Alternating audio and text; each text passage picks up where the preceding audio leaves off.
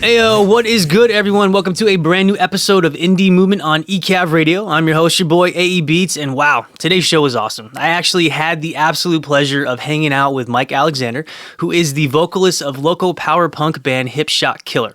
They released a brand new album, They Will Try to Kill Us All, just a couple of weeks ago. I think it was January 16th. And so I sit down and we talk with Mike. We talk about music industry topics. We talk about why he doesn't like CDs, why they're big fans of vinyl. We talk about music and everything in between. Throughout the show, I'm going to be playing for you songs off their brand new album. Again, They Will Try to Kill Us All, as well as artists and songs that inspire Mike and the rest of the band. In addition to that, if you dig the music I'm going to be playing for you on the show today from Hipshot Killer, you should go and check out the show that they are playing at the Blind Tiger on Saturday, February 13th. They're going to be playing the Smash the State album release show. And if you don't know what an album release show is, it pretty much sums it up. It's a great time. They're going to be sharing the stage with Stink Bomb and the Racketees as well. So if you don't have anything going on Saturday, then I strongly encourage you to go and check out the show because 1, awesome bands, 2, amazing music, 3, party atmosphere. I'm pretty good at math, so I think that all equals a great time. And you can quote me on that. So before we get the interview kicked off, we're going to go ahead and check out the lead track titled Anthem off the brand new Hipshot Killer album, They Will Try to Kill Us All. After the song is done, we'll go ahead and jump right into that interview. You're listening to Indie Movement on eCAV Radio.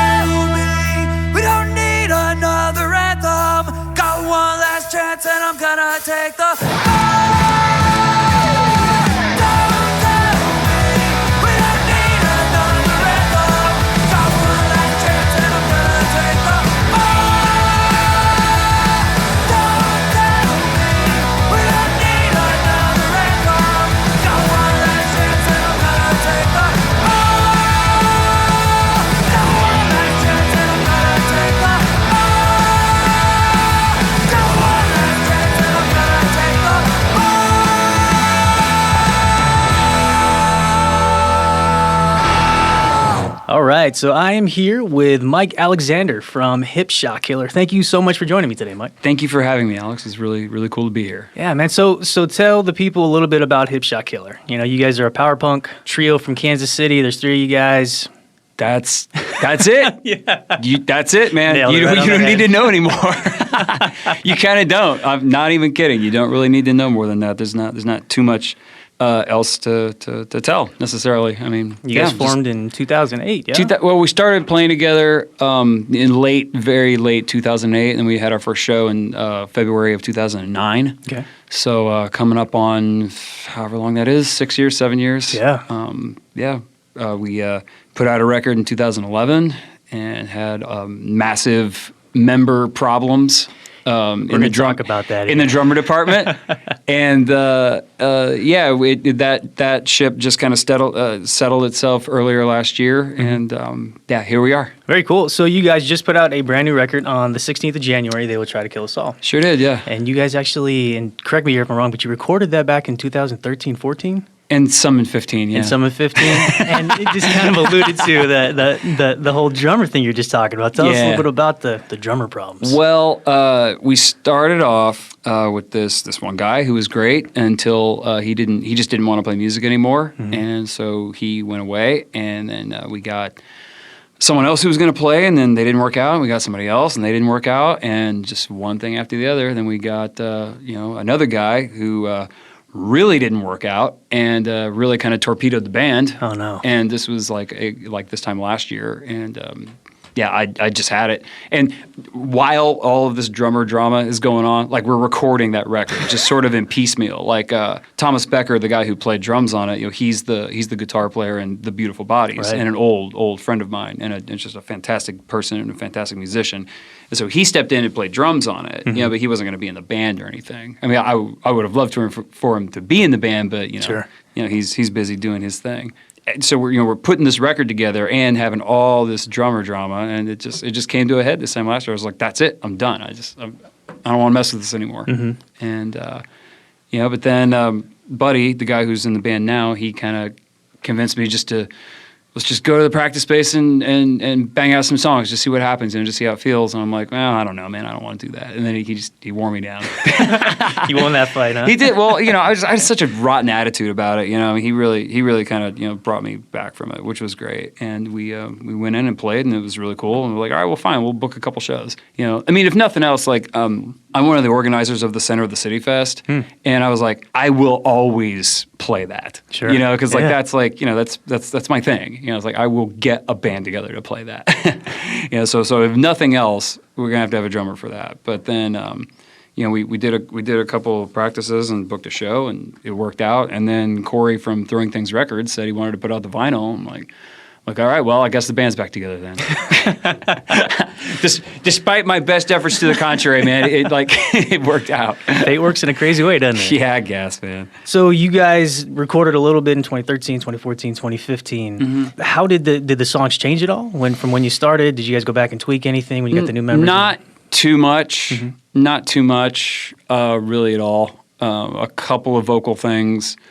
A couple of lyric things, but nothing. I mean, once it was to tape, so to speak, it was just kind of there.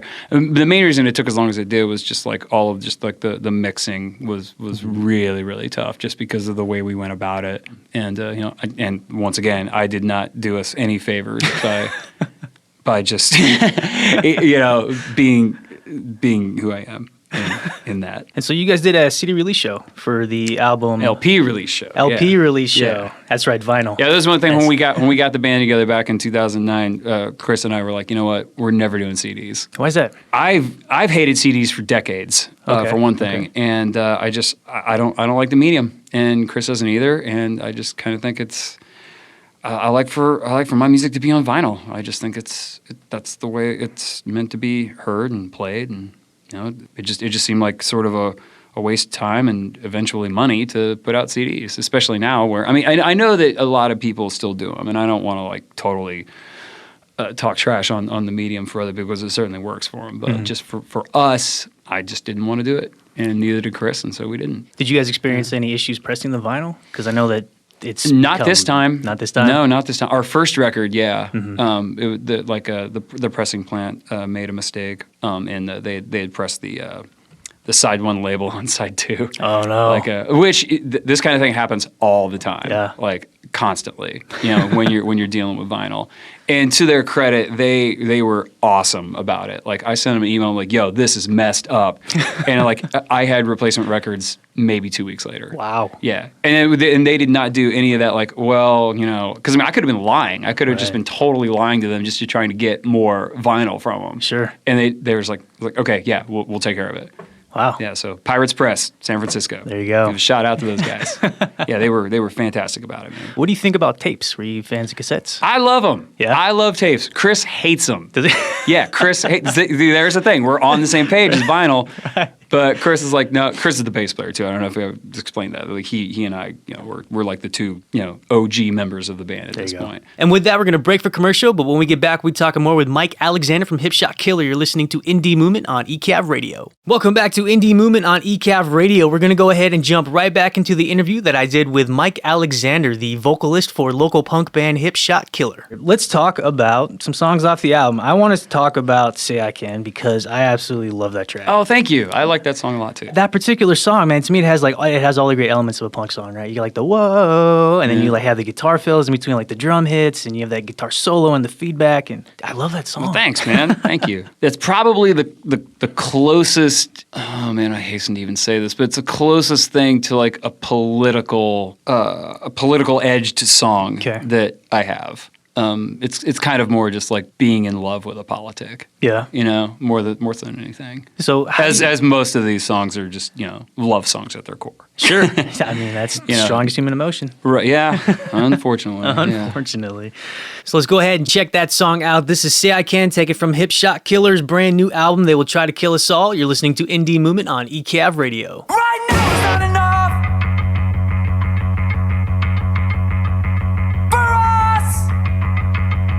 Hold on to. Whoa, whoa. Right now is just enough to get us through.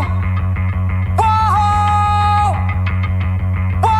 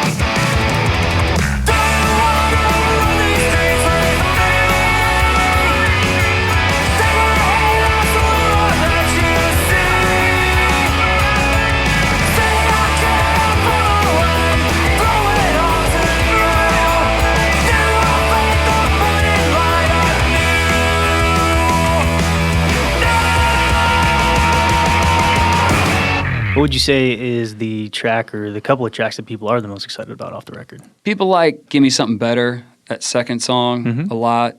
Buddy really likes One Good Night. Okay. The drummer. Yeah. He likes that one a lot. That actually has that's got an interesting story behind it, right? Because I read that there was that one had a little bit of a different type of vibe. Your producer maybe said, "Hey, we could turn this into kind of a..." I let Mike go nuts on that. That's why that like we can never make that sound the way it does live, the way it does on the record. So we didn't even try. Like it's so dry now. Like when we do it live, there's just like next to nothing to it. I mean, it is hot and cold. There is no in between. No, there's not nuance at all on that song live now. But on the record, you know, it's all over the place. And I told Mike that he could do that because he was like, "Man, this is a hit. This is a hit." I'm like, if you think so, man, go for it, dude. Like, you can get as Taylor Swift on this as you want. And he was like, "Yes." Yeah. So when you heard the first draft after you kind of let him go crazy on it, were you shocked or were you like, wow? I was horrified. No, he took a lot of stuff off because I was just like, okay, you know how I said you could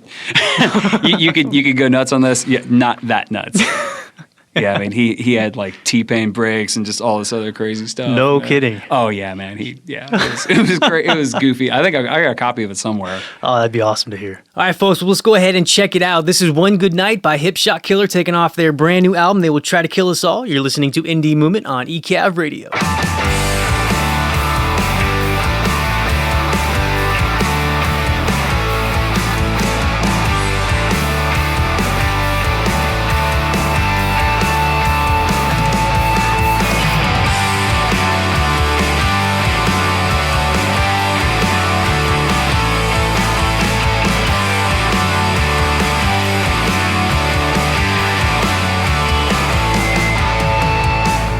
Feeling better isn't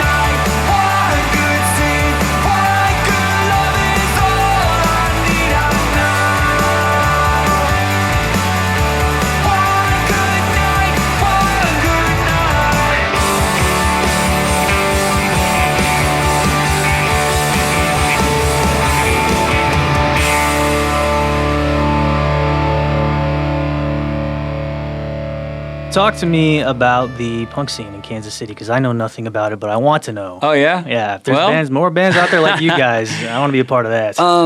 You know, the punk scene in Kansas City has been, it's been great for a lot of years, but the one thing that's always just been heartbreaking to me is that we've never had a sustainable all-ages club. Mm-hmm. You know, I've been going to shows 25 years now or something, and there would be a club every once in a while, like every couple of years. You know, there'd be like, you know, the Rumble Box, and then there'd be the Day of the Grind, and then there was, you know, the Autorion, which, you know, seemed like it was around forever, and it was only around for like 3 or 4 years or something. But I mean, in Kansas City speak, that's an eternity, you know. And I just think that it's just too bad that we haven't ever been able to make something like that happen. You know, that we had something that was like really, really long lasting, where like bands would come in and actually, you know, not necessarily get better, but just, you know, have a place to grow. Yeah. You know, one way or the other. Yeah. And we've just never had that, and it's too bad.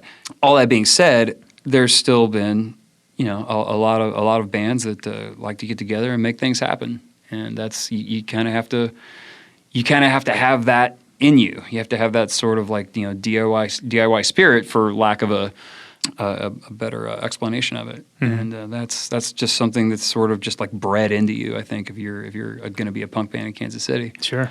I don't know if that really answered your question. No, it absolutely did. No, it did. It's funny you mentioned El Toron, because I did when I first moved here. That's where I went to all my shows. Yeah. El Toron, Spitfire, and I was like, wow, these are great. Mm-hmm. And it was coming from Seattle, was being able to go to a show and pay like $8 or $10. Mm-hmm. It was just, my mind was blown. Mm-hmm. And it did feel like it was around for quite some time. Although the bathrooms in the El Toron, man. Oh, those are rough. Those were real rough. Hey man, it's the punk rock club, dude. You can't split hairs over the bathroom. Yeah. I mean, what punk rock club have you ever been to? You're like, you know what, man, the bathroom at the insert name here. Oh, it's great. It's got an attendant and everything. I get mints when I leave. And with that, we're going to go ahead and take a quick commercial break. But when we get back, we'll be talking more with Mike Alexander from Hipshot Killer about some of his influences. You're listening to Indie MOODment on eCAV Radio. Welcome back to Indie MOODment on eCAV Radio. If you're just joining us right now, I had the pleasure and the honor of sitting down with vocalist Mike Alexander from local punk band The Hipshot Killers. In this particular segment, we talk about some of his influences. So let's go ahead and jump right back into it. So let's see here. I had you send me some songs. Oh, cool. That I want to talk about now. So a lot of the ones that you sent me, I put 2 and 2 together, and I was like, okay, this makes sense. And after listening to the cover bands that you've been in, other bands that you play with, now the National makes sense. But let's talk about the National Demons. Okay. What is it about that song that really speaks to you? You know, I just love that line. You know, when I walk into a room, I do not light it up. I was like, God, that's so good. It's so simple, you know, it's so simple, but it's just so beautiful in its simplicity. It's like, who hasn't felt like that? Right. You know, like, you know, you just described 95% of my, like, you know, my OS during the day. It's just like, well, here we go. Like, who am I going to bum out next? You know, you know? I know it's probably not the case, but it's just how it. And you know that band is so funny, because I was always aware of them, and I'd heard them a couple times, but just for whatever reason, like that record, that Trouble Will Find Me record, just hit me like a ton of bricks, man. Yeah. And like that song in particular. I mean, even like when I first heard the like those lyrics, like, you know, get me down with my demons, I'm like, nah, it's kind of lame. I'm like, oh well, no, it's not. It's really not. And God, the rest of that record is so good. And then I adore that band. I got all the rest of their stuff too.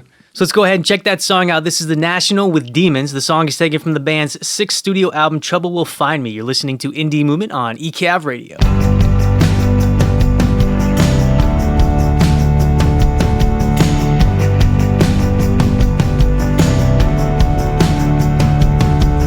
When I think of you in the city, the sight of you among the sights, get this sudden sinking feeling of a man about to fly. Never kept me up before, but now I've been awake for days. I can't fight it anymore, I'm going through an awkward phase. I am secretly in love with everyone that I grew up with. Do my crying underwater, I can't get down any farther. All my drowning friends can see, now there is no running from it. It's become the crux of me. I wish that I could ride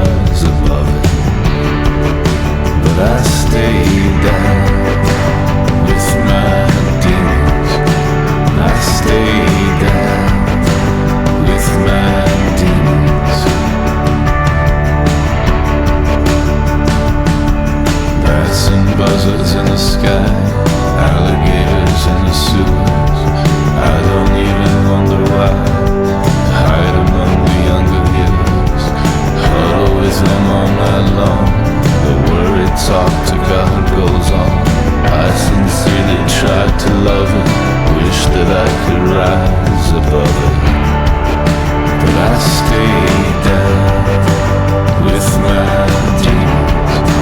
I stayed down with my demons.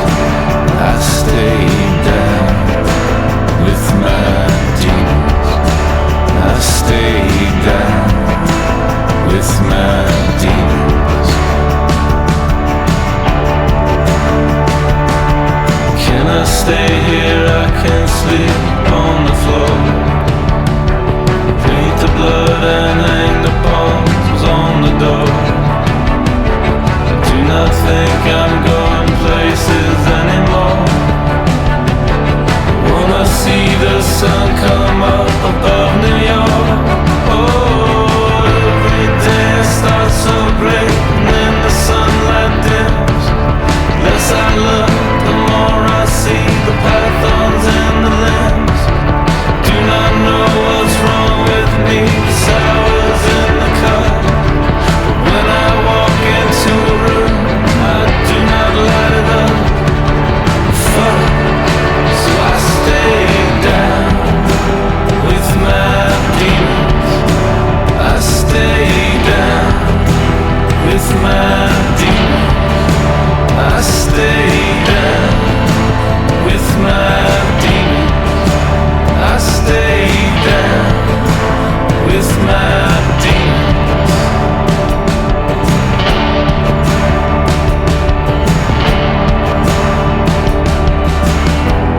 Those guys are awesome. It was interesting when I went on Wikipedia and just looked them up. I always like looking up bands on Wikipedia and just kind of seeing what information they have. Those up there. guys are real musicians too, like real musicians, not like me and my friends. They actually have. I think, what movie did I just see that Bryce Dessner did the soundtrack for? I think it was The Revenant. Was it? I think it might have been The Revenant. Wow. It was some movie just recently that he did the music for.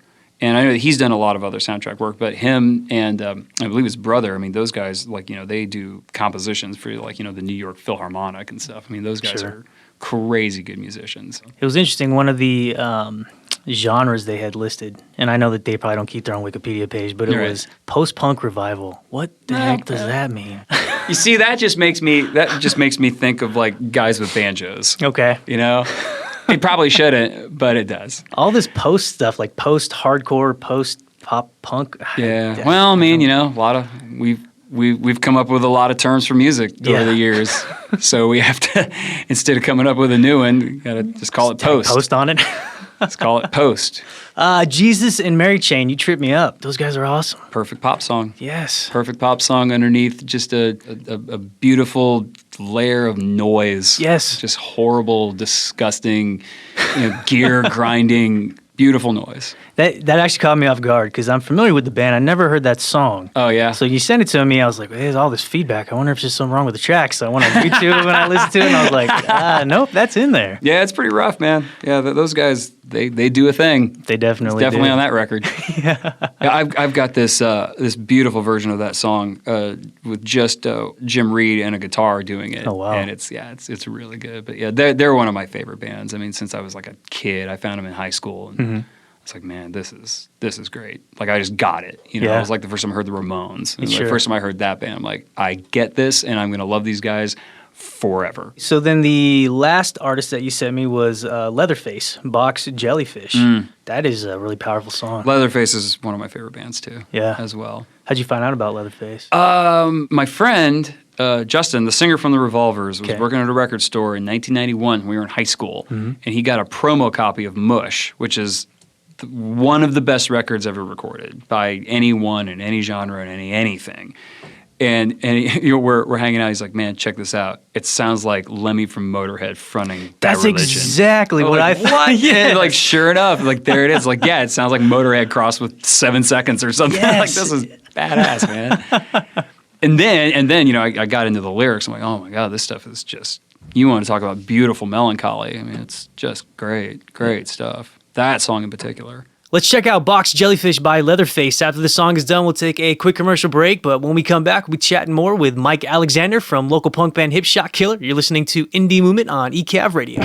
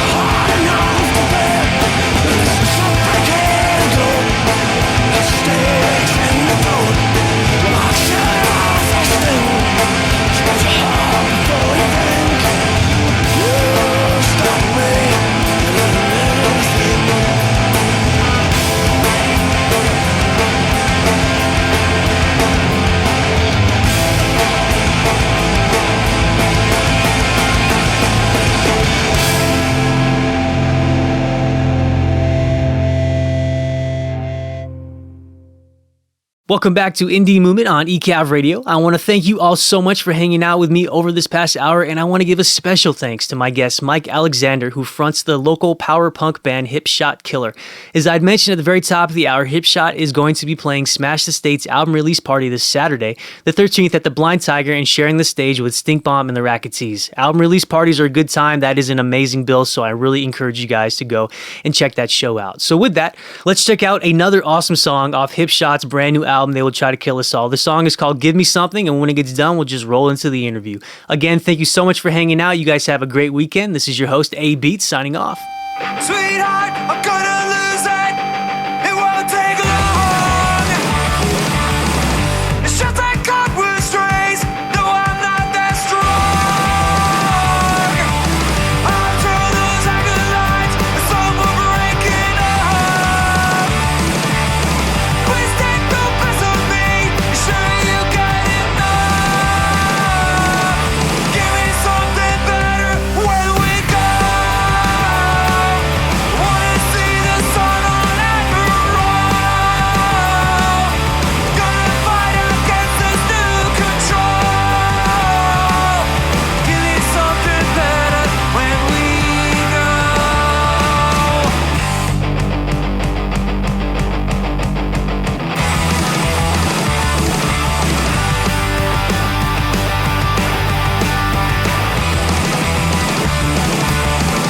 Hold it up, and I can't get through. Oh, let's wait till the light that I share with you. Give me something better when we go. I wanna see the sun on after all.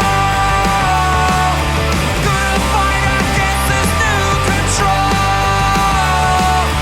Give me something better when we go.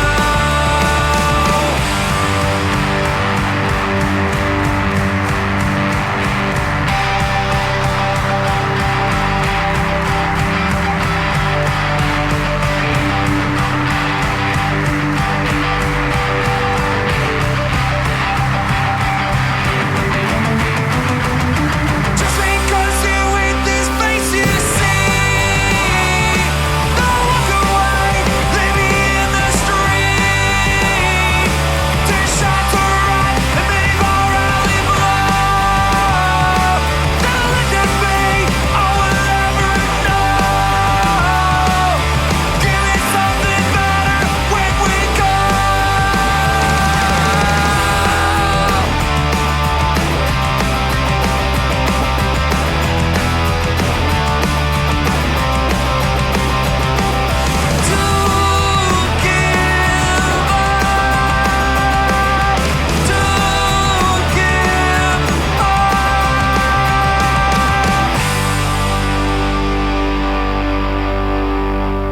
So are you a classically trained guitarist? Did you just pick it up? Yeah, no, I had a couple lessons when I was a kid, but I was horrible at it. No, I know zero theory. I just learned it. Nice. Just learned it by practicing a lot. Yeah. No, I mean, honestly, I think I would argue that some of the best guitar players are the ones that I did the same thing where I was like, oh, I'm going to take 2 lessons. I'm like, oh, my guitar player just keeps soloing Guns N' Roses. I don't want to learn this. Yeah. Yeah, that's another thing. I mean, there's some great teachers out there. I know a couple of guys that are guitar teachers that would be fantastic people to learn just about, not even just the theory side of it. If you're getting started out, like, I mean, just how to play with people or how to solo or how to not overplay. Right.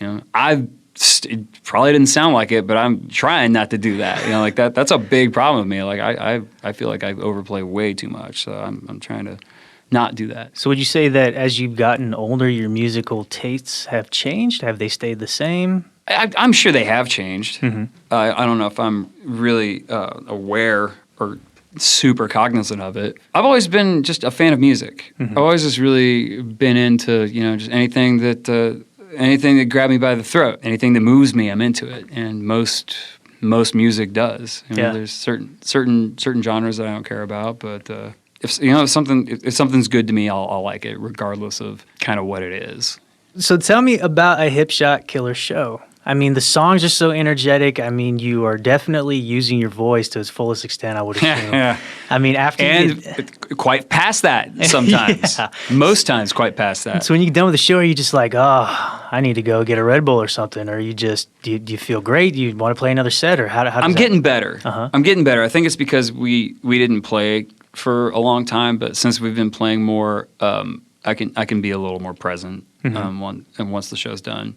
I just used to want to just run away from everything and just not talk to anybody or not do anything else, or just because it was just like, it was partly just because I was exhausted, whether physically or mentally, or I was just like, oh man, that was bad. It just wasn't good, because most musicians are like this, I think. Right. We just nitpick stuff. Right. And it's like we always think one missed chord or one blown vocal line has just ruined the show, for like all the people that were there watching were just completely bummed out by this one chord I missed. Yeah, and then I half the gotta time, run away. half the time people are like, "Oh, it sounded great." No one ever Yeah, notices. Right. I mean, every once in a while, like if you mess up really big, yeah, of course people are gonna notice. But like most of the time, 99.9% of the time, if you think you screwed something up, nobody noticed. And even if they did, they didn't care. Yeah, because they're having a good time. Yeah, how many times have you even seen a band and they make a mistake and it's funny, Right. and it becomes part of the show. Right. Like I love it when that happens. Yeah. I remember one time, this band, do you remember that band, the Teen Idols? No. They were on Honest Dons. Okay. You'd probably really dig them, man. They're like real, just pop punk, kind of like Screeching Weasel, but not as good, like way more kind of like Greaser, leather jacket, succinct rock and roll kind of vibe. Like really cool, tight female backup vocals. Nice. Yeah, really, really great stuff. And I was watching them one time. And their guitar player's like taking the solo, and he gets lost, and he gets really lost, and he's just like, oh, and he just like totally just stops playing. He's just like, all right, well, that's it. He just kind of throws his hands up, and everybody in the crowd's like, yeah, Loving it. Yeah. yeah, it was really funny. And then he just kind of stood there and just, all right, here we go, just jump back into it. Yeah. Actually, one time, also, this was great. This is a long time ago. I saw Bad Religion years and years ago, and they were playing I Just Want to Conquer the World, which is a great song that Brett Gurewitz wrote, and he forgot how to play it, like halfway through it. This is back when Brett was clearly doing some heroin, Right. Because he's sitting there playing, and he just gets lost, and he's like, oh, man. He blacks out. walked over to the other guitar player. He walked over to Greg Hudson, who's just like kind of turns to him and shows him like, this is how it goes, man. And he kind of picked it up like halfway through the phrase, like, oh, there it is. Right, sure. I was like, you wrote that, and it's it's like one of the best songs you have, and you forgot it. It's like, man. Just blacks out, man. Oh, dude, it was great though. They pulled it together. It was really good. So what's on the horizons for Hipshot Killer? You guys gonna have a busy 2016? Man, I'm trying. Yeah? I want to. Yeah, we had a couple shows coming up, and I'm trying to book some more stuff. I'm trying to do a little short tour. Nice. Like in April, just a little 3-city thing, and then maybe do a 4-city thing later in the year, and start working your way up. If we get really ambitious, maybe we'll go out for 5 days. Oh boy. Later. Maybe next year, as I say in February of 2016. Right. Yeah. Got to plan ahead, man. Yeah. Well, I mean, it's kind of weird because Chris, the bass player, he has a real job and 2 small children, and a very real life, I mean, I have a life too, but not like that. I don't have that kind of responsibility. Sure. And I've always tried to be really cognizant of his responsibilities, because in the Revolvers we were not cognizant of his responsibilities, and it definitely wore on him. I know for a fact, and we've never really talked about it, so I can't wait for him to hear this. Well, I mean, I still just, I mean, I don't think he knows that I know what a burden that put, what an unenviable spot that put him in. Because when we were like, all right, we're gonna go on tour for 4 months, just because that's what you do when you're 22 and 23 years old. It's like, so what if we lose all the money? We don't play to anybody. Who cares? Yeah. And he was just like, well, I kind of do, because I've got a wife and I've got a job that I can't lose, like the rest of you jokers. And we were just kind of like, oh, you're whatever, you're just a sellout. Right.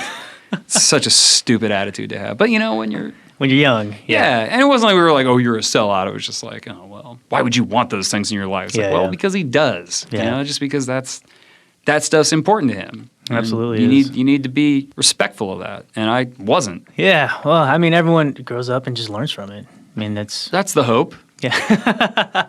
So do you wanna give any shout outs? Man, I didn't know that was a thing. It is now. Sure. I'm bringing it back. Well, I'll give a shout out to you for having me. Oh, well, thank you. Alex, thank you so much for letting me come in here and run my mouth on your radio show. Absolutely. The rest of the guys in the band, shout out to Throwing Things Records, Darren, Nicole, Corey, Racketees, guys in Forearm Shiver, all the Center of the City crew, Smash the State. You'll see those guys in a couple weeks. You know, this is great. I feel like I'm a Hot 97 all of a sudden. This is great. Yeah, we got rappers coming in here pretty soon. Oh, cool. Well, again, thank you so much for coming into the podcast. No problem. Thank you. Or the radio show. It's a radio show. It is a radio show. It'll be on the radio. There we go. All right, thanks, Mike. Thank you, Alex.